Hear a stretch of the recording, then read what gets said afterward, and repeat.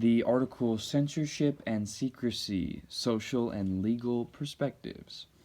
The first thing that I would like to talk about is I have a quote here with, I mean, I had to read it a couple times to make sense of it. I'll just go ahead and read it.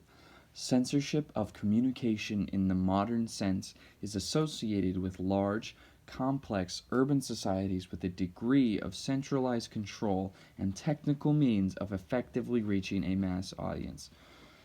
Wow. Mouthful. Okay, let's dive into that a little bit. I think that the censorship of communication in the modern sense, being associated with large, complex urban societies, it is it's a form.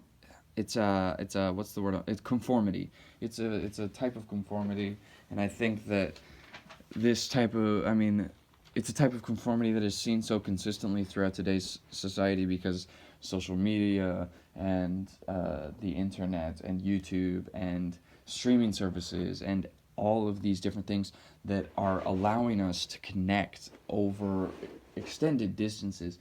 I think that the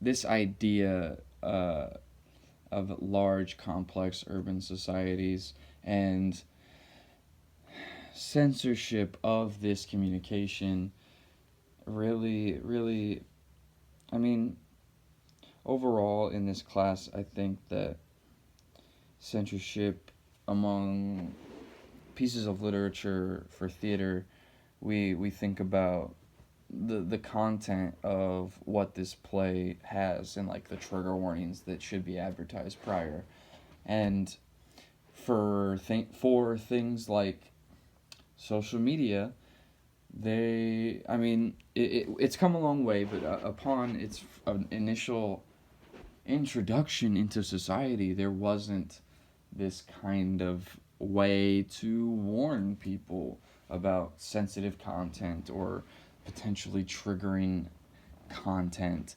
And I think that, I mean, we have progressed, yes, since social media has been introduced into society, and we have gotten better in not advertising these trigger warnings and these different things that could potentially be uncomfortable for an individual sitting in or reading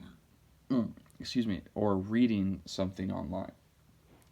And I think that addressing with a degree of centralized control and technical means of effectively reaching a mass audience, this idea of these big companies being able to censor things that you say.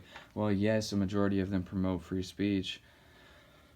Big whoop, they all have terms and agreements that we all sign when we sign up for social media or sign up for this or that, and that limits our rights. And I think that when thinking about terms and service, is that what privacy settings, cookies on websites, things like that, when